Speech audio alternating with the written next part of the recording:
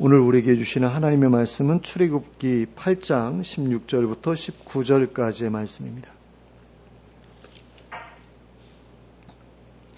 출애굽기 8장 16절부터 19절까지를 함께 보시겠습니다.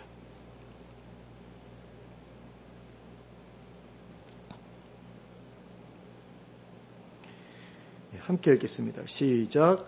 여호와께서 모세에게 이르시되 아론에게 명령하기를 내 지팡이를 들어 땅에 티끌을 치라 하라.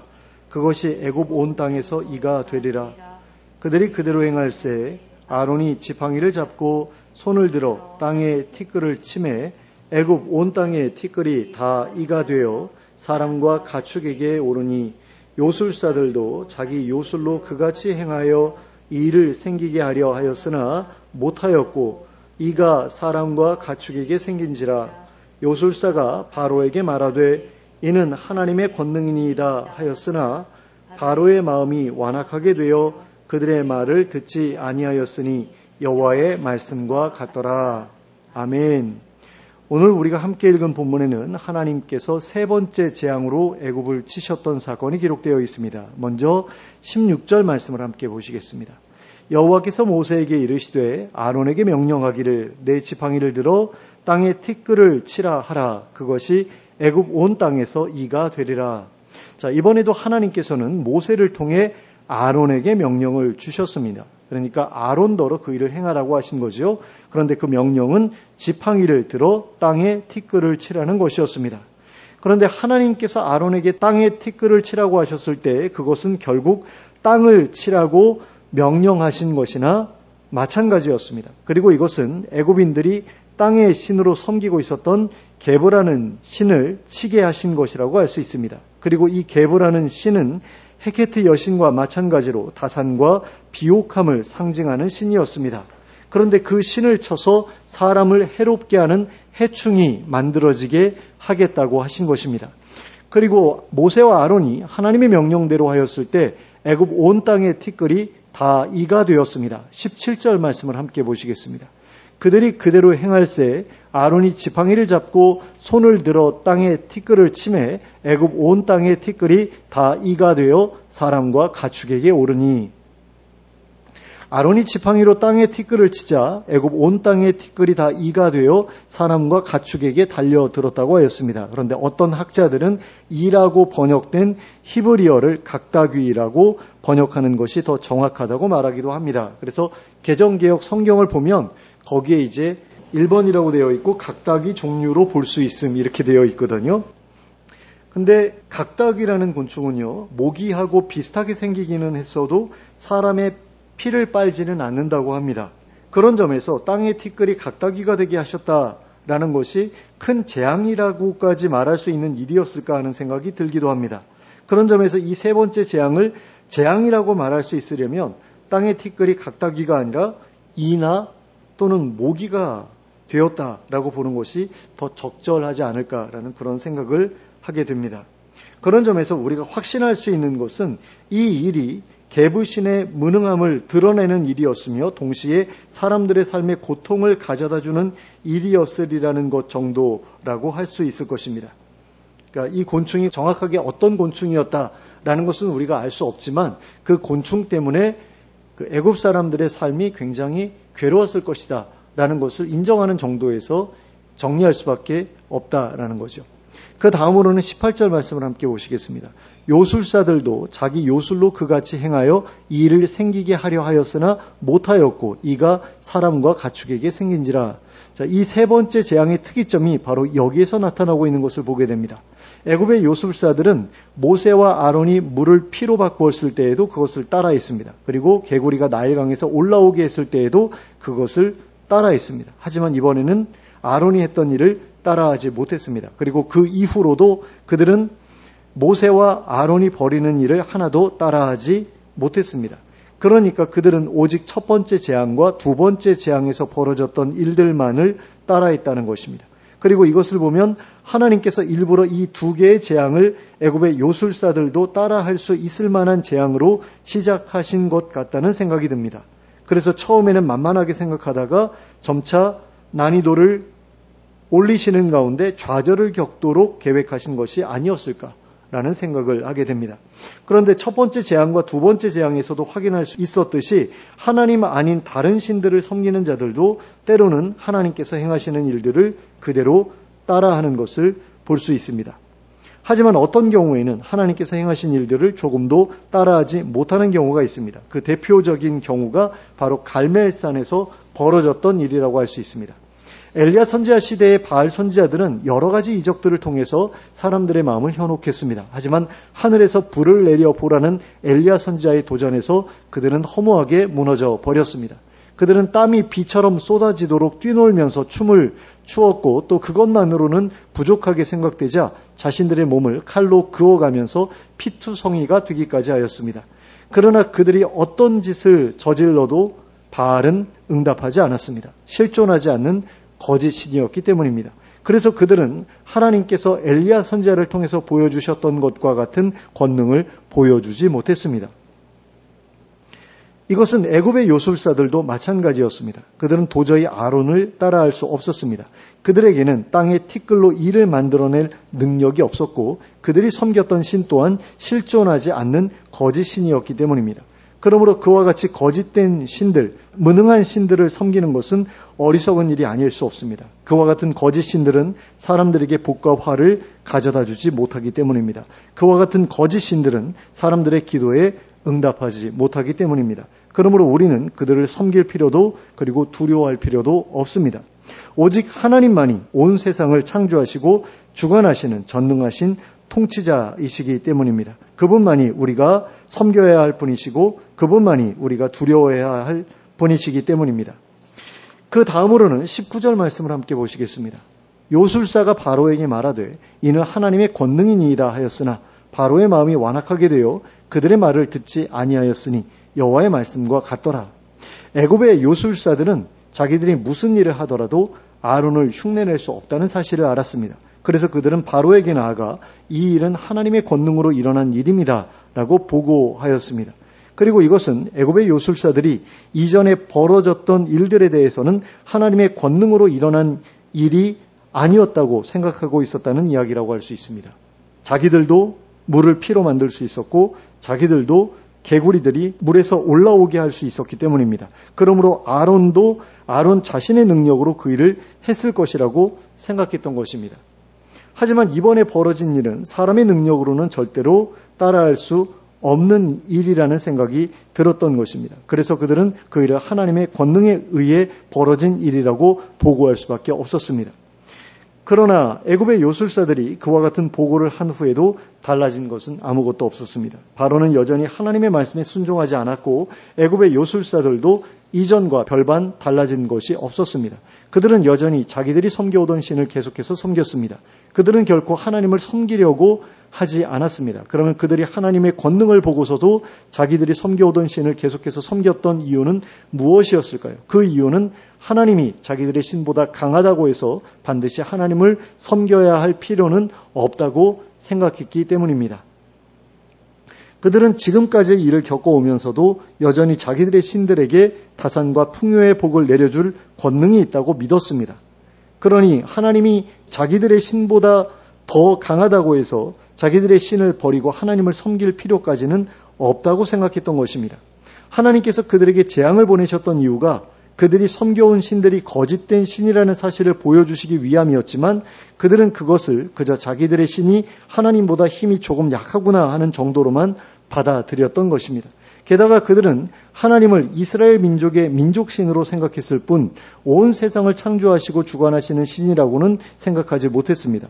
그래서 그들은 하나님께서 자기들에게 별로 호의를 가지고 있지 않을 것이라고 생각했습니다. 그런데 굳이 애굽의 민족신들을 버리고 이스라엘의 민족신으로 갈아타야 할 필요가 없었던 것입니다. 그런 점에서 애굽의 요술사들이 하나님의 권능을 인정한 이후에도 하나님을 섬기려고 하지 않았던 이유는 하나님이라는 신을 섬긴다고 해서 자기들에게 무언가 특별한 이득이 떨어질 것이라고 생각하지 않았기 때문이라고 할 수 있습니다. 그러니까 지금까지 애굽의 신들이 자기들에게 베풀어 준 것과 앞으로 베풀어 줄 것만으로도 충분하다고 생각했기 때문이라는 것입니다. 그리고 하나님을 섬긴다고 해서 지금보다 더 많은 것을 누리게 될 것이라고 기대하지 않았기 때문이라는 것입니다. 하지만 사람이 하나님을 섬겨야 하는 이유는 하나님을 섬겼을 때 얼마나 큰 복을 받을 수 있느냐 하는 것과는 상관이 없습니다. 사람이 하나님을 섬겨야 하는 이유는 그분이 바로 우리의 창조자이시기 때문입니다. 그리고 온 세상을 주관하시는 분이시며 온 세상을 심판하실 분이시기 때문입니다. 이 세상을 살아가고 있는 모든 피조물들에게 적용되는 삶의 기준을 정해놓으신 분이 바로 하나님이시기 때문입니다. 그런데 어떤 사람들은 하나님을 섬기는 데 있어서 그분이 어떤 분이신가 하는 것보다는 자신에게 얼마나 많은 이익을 줄 수 있으신가에 따라서 섬길지 말지를 결정하려고 합니다. 그리고 그런 사람들은 하나님께서 그들에게 어떤 큰 권능을 보여주시더라도 그것에 별로 큰 의미를 느끼지 못합니다. 예수님 당시의 바리새인들이 정확히 그런 사람들이었습니다. 예수님께서 그들 앞에서 얼마나 많은 하나님 나라의 표적을 보여주셨습니까? 그러나 그들은 그런 표적을 보면서도 예수님을 따르지 않았습니다. 예수님을 따르는 것이 자기들에게 이익이 되지 않았기 때문입니다. 그래서 그들은 예수님을 받아들이지 않았습니다. 하나님의 권능이 그분을 통해서 나타났음에도 불구하고 예수님에 대한 그들의 태도는 조금도 달라지지 않았습니다. 그런데 예수님 당시에 그 누구보다 예수님의 정체를 잘 알았던 존재가 누구입니까? 바로 귀신들입니다. 세례 요한도 예수님의 12제자도 귀신들보다는 예수님의 정체에 대해서 잘 알지 못했습니다. 하지만 귀신들은 예수님을 주로 섬기지 않았습니다. 예수님이라는 존재가 자기들에게 이익을 주는 존재가 아니었기 때문입니다. 그러므로 자기들의 이익에 따라 하나님을 섬기고 섬기지 않고를 결정하려는 사람들은 하나님 앞에서 귀신들과 별반 차이가 없는 사람들이라고 할 수 있습니다. 그래서 마지막 날에 귀신들이 불못에 던져질 때 그런 사람들도 같이 던져질 것이라고 말씀하고 있지 않습니까? 그 이유가 무엇입니까? 같은 편이기 때문이죠. 같은 편이라서 하나님을 섬기지 않는 동일한 그런 존재이기 때문에 그렇게 똑같이 불못에 던져지는 것입니다. 원래 불못이라는 곳, 지옥이라는 곳은 사람들을 위해서 창조된 장소가 아니잖아요. 귀신들을 위해서 창조된 장소죠. 영원 불멸한 존재이기 때문에 거기에 넣을 수밖에 없는 거잖아요. 그런데 굳이 거기를 따라가려고 하는 그런 사람들이 있다라는 거죠. 귀신들과 똑같은 그런 사고방식을 가지고 자신의 이익에 따라서 하나님을 섬길지 말지를 결정하려는 그런 태도를 보이기 때문에 귀신들과 똑같은 운명에 처해진 것이 바로 그런 사람들이다라는 겁니다. 그런데 사실은 예수님을 믿고 따랐던 사람들도 자기들의 이익 때문에 예수님을 좇기 시작했던 사람들이었습니다.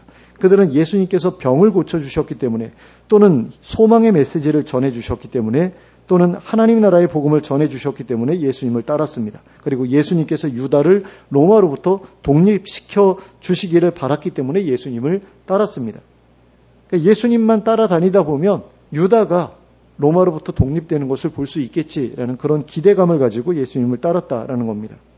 그러나 그런 사람들조차도 예수님께서 십자가에서 죽으시고 부활하신 이후에는 그리고 성령님으로 세례를 받게 된 이후에는 그분이 하나님의 아들이시라는 사실 때문에 예수님을 따르게 되었습니다.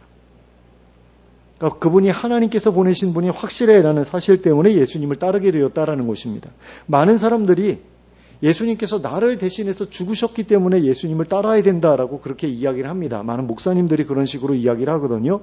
근데 사실 초대교회 성도들이 예수님을 따랐던 이유를 보면 예수님이 나의 죄를 위해서 날 대신해서 돌아가셨어 이런 것보다는 그분이 하나님께서 보내신 메시아야라는 그런 이유 때문에 예수님을 따랐던 부분이 더 큽니다.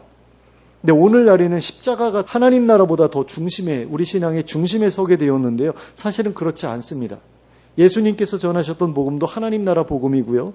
예수님의 제자들이 전했던 복음도 예수님이 하나님의 아들 그리고 하나님 나라의 왕이시라는 그런 복음이었지 예수님께서 십자가에서 우리를 대신해서 죽으셨어 라는 그런 복음이 아니었거든요. 그러니까 초점이 뭔가 이상하게 옮겨졌던 것을 보게 돼요. 근데 사실은 우리 신앙의 초점은 십자가보다는 하나님 나라에 있어야 됩니다. 그게 예수님께서 전하셨던 복음의 핵심이기 때문이기도 하고 또 초대교회 성도들이 믿었던 복음이기도 하기 때문에 그렇습니다. 그러니까 초대교회의 성도들이 예수님을 믿었던 이유, 예수님을 따랐던 이유는 그분이 하나님의 아들이다라는 사실을 확실하게 알게 되었기 때문이다라는 겁니다. 성령님의 도우심을 통해서 예수님이 어떤 분이신지를 확실히 알게 되었기 때문에, 그분만이 온 세상의 통치자가 되실 만한 분이시라는 사실을 알게 되었기 때문에, 그리고 그분의 통치 아래 있는 사람만이 하나님 나라에서 영원한 삶을 살아갈 수 있게 된다는 사실을 깨닫게 되었기 때문에 그들이 예수님을 믿고 섬기게 되었다라는 것입니다. 어떤 이득 때문이 아니라, 어떤 이익 때문이 아니라, 만약에 어떤 이익 때문에 예수님을 따르게 되었다라고 한다면 로마 사람들로부터 극심한 핍박을 받게 되었을 때, 그래서 순교의 잔을 마실 그런 상황이 되었을 때까지 예수님을 따르지는 않았을 것 아닙니까? 어떤 이득을 보고서 따랐다면. 그런데 이득을 보지 않고 따르게 되었다라는 거죠. 예수님의 정체가 무엇인지를 확실히 알게 된 이후로, 성령님을 통해서 그것을 확실히 깨닫게 된 이후로, 그게 바로 우리가 추구해야 될 신앙이고 올바른 신앙이다라는 겁니다. 어떤 이득에 따라서 예수님 섬길지 말지를 결정한다라는 것은 귀신들과 똑같은 그런 마음을 가지고 예수님을 바라보는 것과 다르지 않다라는 그런 이야기입니다. 오늘날 우리 주변을 돌아보면 예수님을 믿으면 복을 받는다는 말 때문에 예수님을 믿는 사람들이 많습니다. 또 죽어서 천국에 가기 위해서 예수님을 믿는 사람들도 많습니다. 이것이 무조건 잘못되었다라는 이야기는 아닙니다. 하지만 이것이 우선이 되어서는 곤란하다라는 이야기입니다. 앞에서도 말씀드렸지만 우리가 하나님을 섬겨야 하는 이유는 그분이 우리의 창조주이시고 또 온 세상의 주관자이시기 때문입니다. 우리가 그분이 만드신 세상에 새들어 살고 있는 존재이기 때문입니다. 그러므로 세상의 주인이신 하나님께 마땅히 보여드려야 할 예의를 보여드려야 하는 것입니다. 그런 이유로 우리가 하나님을 섬겨야 하는 것이고 하나님의 말씀에 순종하며 살아가야 하는 것입니다. 그러므로 하나님을 섬기는 것이나 하나님의 명령에 순종하는 것은 우리가 이 땅에서 살아가는 데에 있어서 이익이 되느냐 아니냐에 달려있는 것이 아닙니다. 우리에게 이익이 되지 않더라도 하나님께서 명령하시면 따라야 하는 것입니다. 그런데 그것이 싫다고 해서 하나님의 명령에 따르지 않으면 어떻게 되겠습니까? 바로처럼 된다라는 것입니다. 그런데 하나님과 사람이 부딪히면 깨어지는 것은 사람뿐입니다. 하나님은 아닙니다. 그러므로 하나님께 맞서서 자신의 뜻을 고집하는 것은 너무나도 어리석은 일이 아닐 수 없습니다. 하나님의 뜻을 거부하고 끝까지 뻗대는 것은 스스로 재앙을 자처하는 일입니다. 그러므로 하나님께 대적하지 마시기 바랍니다. 하나님의 뜻에 반대하지 마시기 바랍니다. 그것은 스스로를 파멸로 이끄는 어리석은 짓입니다. 그러므로 하나님의 권능 앞에 겸손하시기 바랍니다. 그 앞에서 자신을 낮추시기 바랍니다. 그리고 그 권세에 굴복하시기 바랍니다.